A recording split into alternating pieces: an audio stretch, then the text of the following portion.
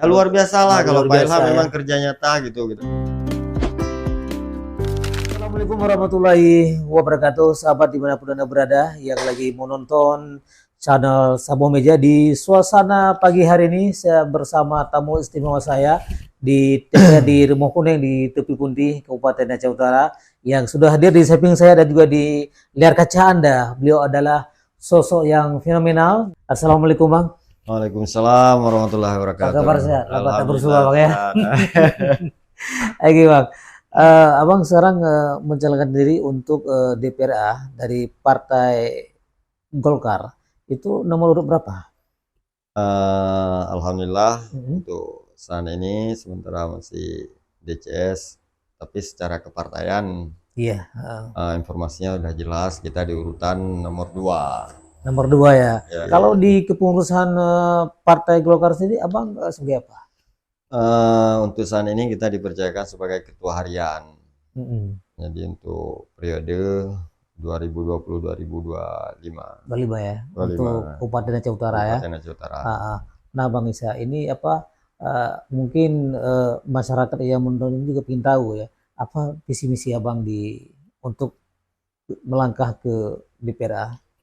Ya, sebenarnya kalau kita berbicara visi misi terkait dengan DPRA ini kesannya lucu. Iya. Artinya DPR itu kan tidak punya visi dan misi sebenarnya. Cuman moto kita melayani rakyat sepenuh hati.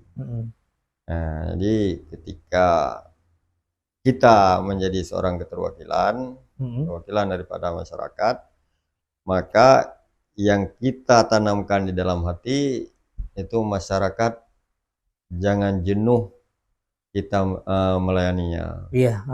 Artinya kitalah jadi tempat penampung aspirasi mereka. Aspirasi masyarakat untuk mencapai tujuan seperti pembangunan atau apa saja. Nah itu fungsi daripada anggota DPR apa? Itulah fungsi daripada DPR, makanya kita bilang tadi tidak ada visi dan misi. Kan tugasnya pengawasan, baik itu pengawasan anggaran, pengawasan pembangunan, dan juga pengawasan yang terkait dengan perda kan. Iya betul. Peraturan daerah. Itu udah terus diawasi ya. Kalau Abang nanti dipercayakan oleh rakyat. Ini Bang, itu kalau untuk DPRA yang nomor 2 yang Abang bisa sandang sekarang ini itu dapil mana aja Bang? Dapil apa? Kita dapil Aceh Utara dan Lok Sumawe. Lok Sumawe. Itu mencakup Aceh Utara dan Lok Sumawe. Itu kira-kira kalau boleh bocor aja berapa suara yang kalau kita bisa melenggang ke sana dibutuhkan? Kalau yang dibutuhkan secara keseluruhan, kalau berdasarkan pengalaman kita akan minimal harus mencapai 22.000. Itu untuk suara keseluruhan. Di 12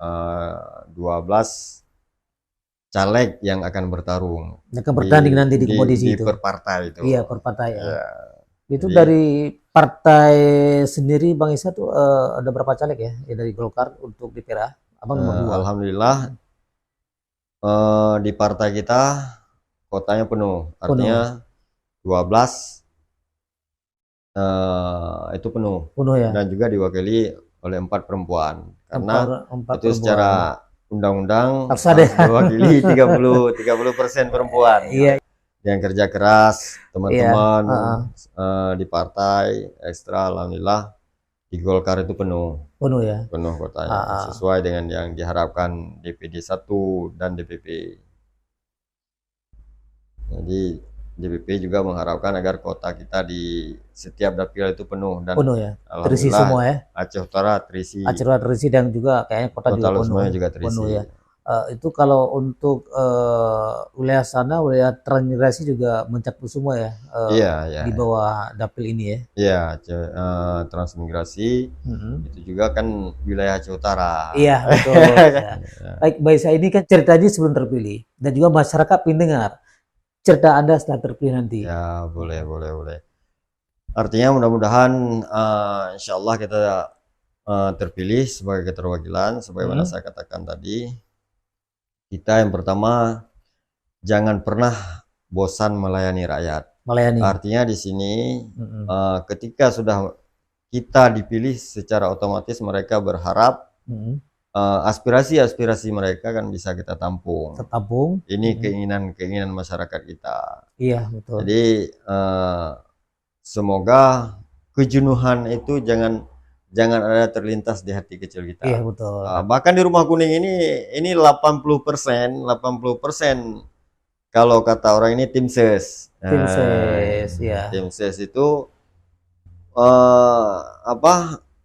membicarakan keluhannya, kekecewaannya terhadap apa yang mereka alami. Artinya siapa yang sudah mereka menangkan itu menjadi menjadi keluhan bagi mereka di Rumah Kuning ini. Alhamdulillah rame, kadang-kadang dari Sawang, Nisam, Guta Makmur, juga dari wilayah sana sampai Langkahan itu aja keluh kesahnya kita lihat kan, nggak ada apa kan, nggak ada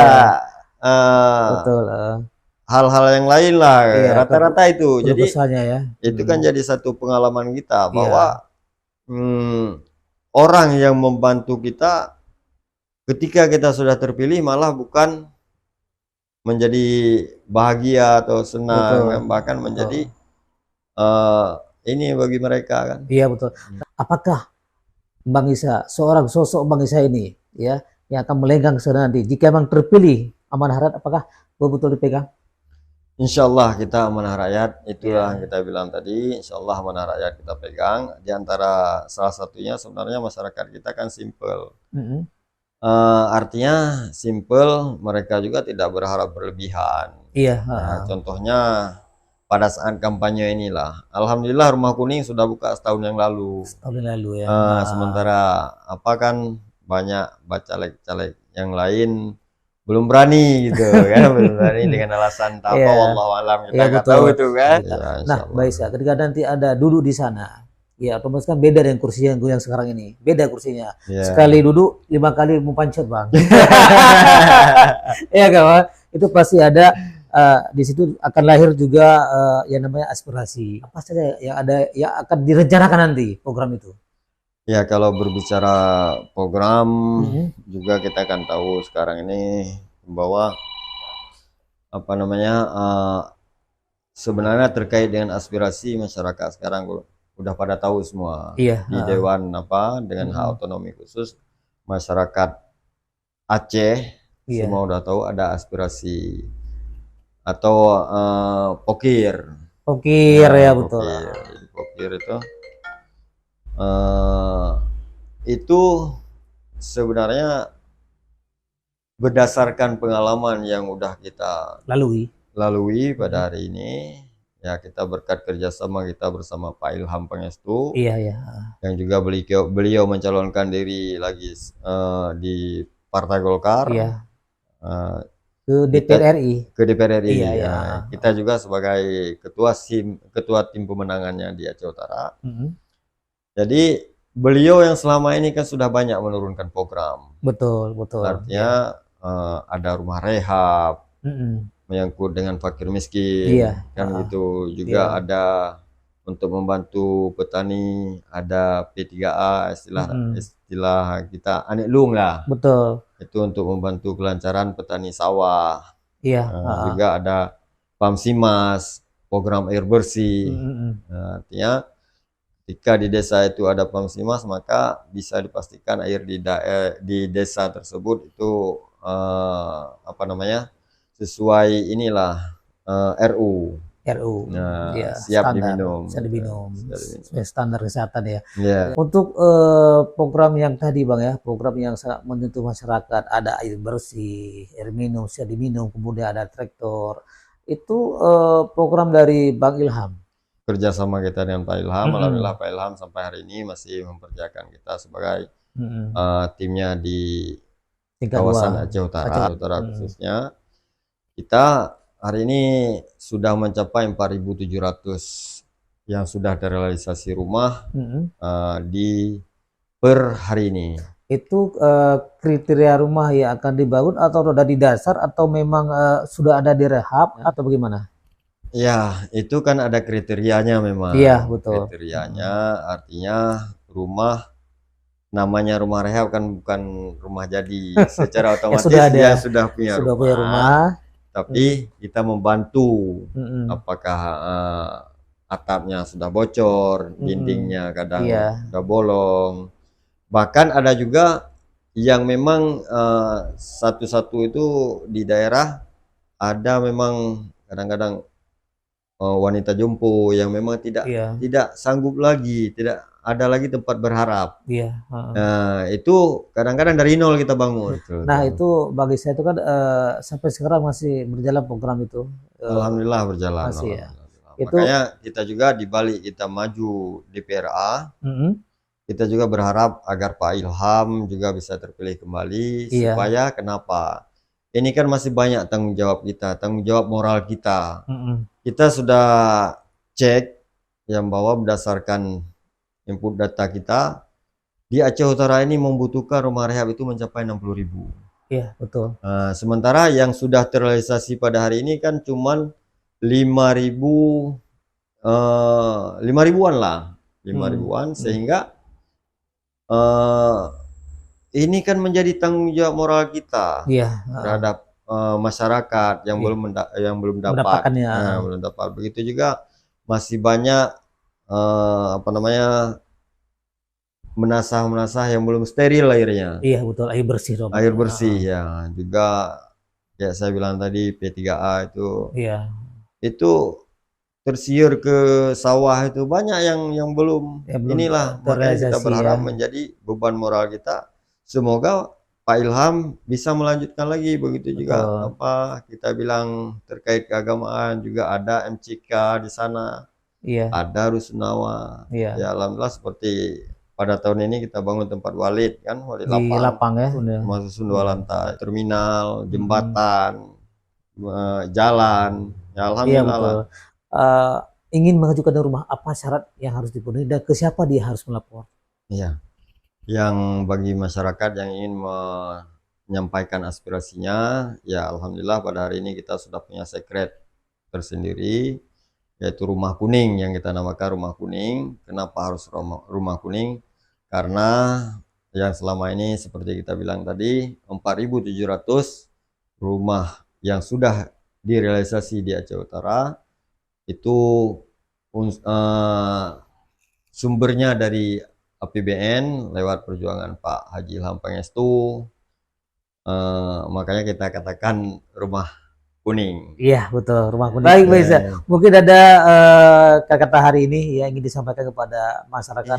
Kawan-kawan, sahabat semua dimanapun Anda berada, dimanapun sahabat berada, yang pertama sekali salam kami kepada keluarga, kepada tetangga, dan juga kepada masyarakat di sekeliling kita, agar sudi kiranya mensosialisasi sepak terjang atau kinerja-kinerja kita yang selama ini di lapangan.